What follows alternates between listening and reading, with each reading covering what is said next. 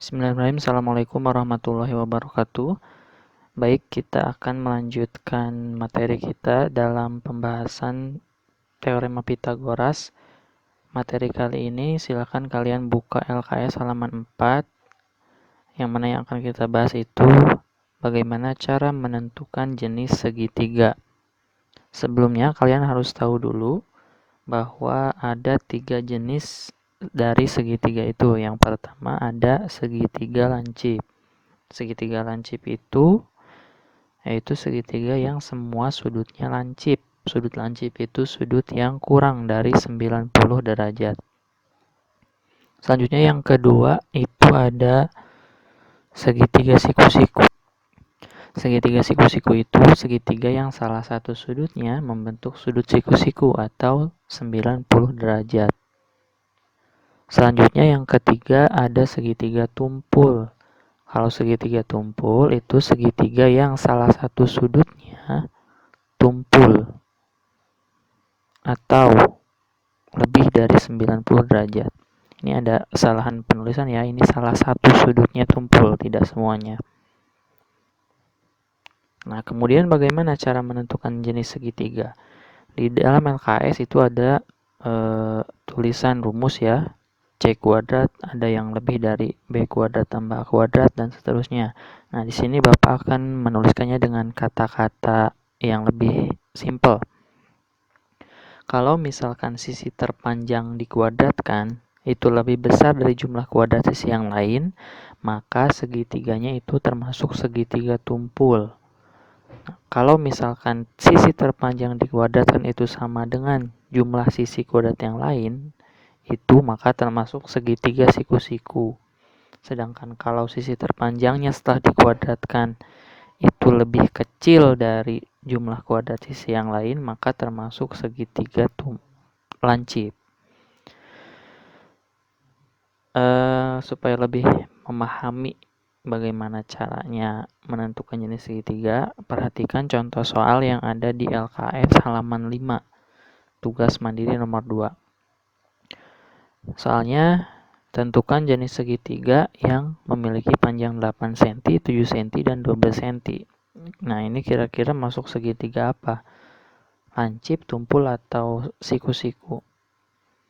Oke, kita tentukan dulu mana sisi terpanjang. Sisi terpanjang itu yang paling besar angkanya ya. Kita lihat ada 12 cm sisi terpanjangnya. Kita tuliskan panjang-panjang sisinya ada 12, 8, sama 7. Nah, langkah pertama yang harus kita lakukan yaitu dengan mengkuadratkan semua angka yang ada di sini. Ya, kuadratkan. 12 kuadrat itu 12 kali 12, itu 144. Kemudian 8 kuadrat itu 64, 7 kuadrat itu 49. Nah, langkah selanjutnya kita jumlahkan sisi yang bukan sisi terpanjang setelah dikuadratkan. Sisi terpanjangnya kan 12, nah berarti 8 dan 7 itu setelah dikuadratkan kita jumlahkan. 64 ditambah 49 atau 8 kuadrat tambah 7 kuadrat. 4 ditambah 49. Setelah dijumlahkan kita dapat hasilnya 113. Nah, kita bandingkan dengan 144. Apakah 144 itu lebih besar sama dengan atau lebih kecil dari 113? Tentu jawabannya lebih besar ya, 144 itu lebih besar dari 113. Nah, kita lihat lagi ke aturan yang tadi. Kalau sisi terpanjangnya lebih besar dari jumlah sisi yang lainnya, maka ini termasuk segitiga tumpul.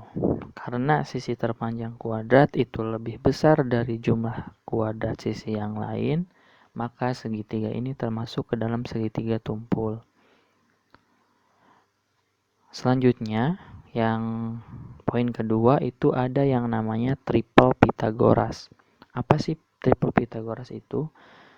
Jadi triple Pitagoras itu adalah 3 buah bilangan asli, ya, 3 buah bilangan asli yang membentuk panjang sisi-sisi segitiga siku-siku. Contohnya yang kemarin ada 3, 4, 5. Kemudian ada lagi 6, 8, 10.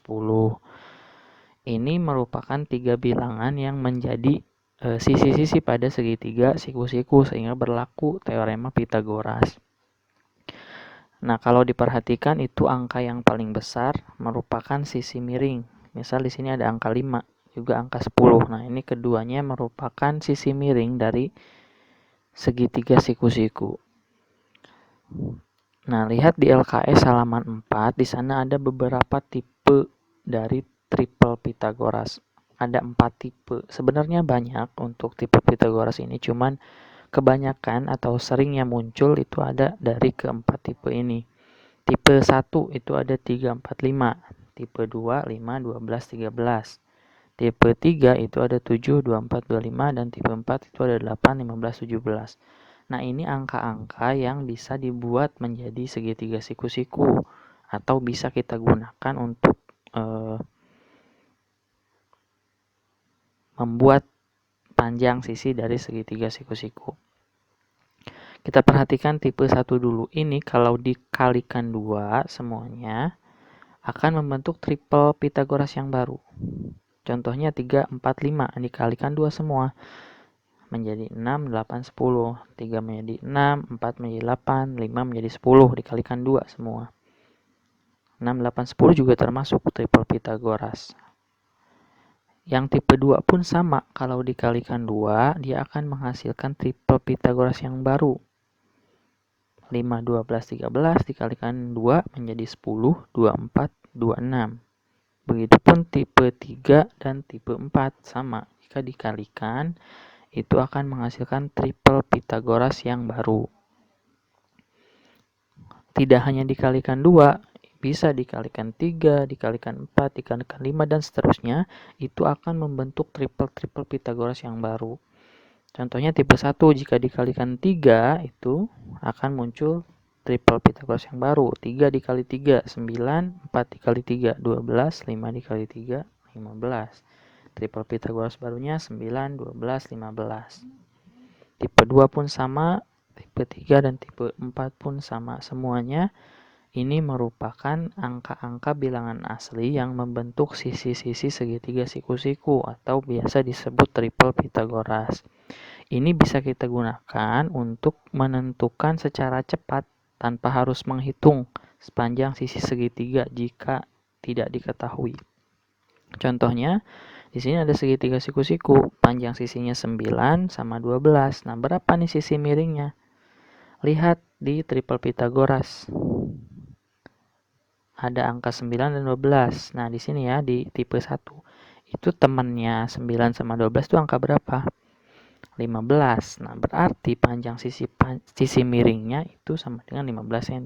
Kita tidak perlu menghitung, tapi langsung bisa menentukan bahwa panjang sisi yang lainnya itu 15. Contoh lainnya, misalkan di sini ada segitiga siku-siku juga. Panjang sisi miringnya 50, kemudian sisi tegaknya 14. Nah, sisi datarnya berapa?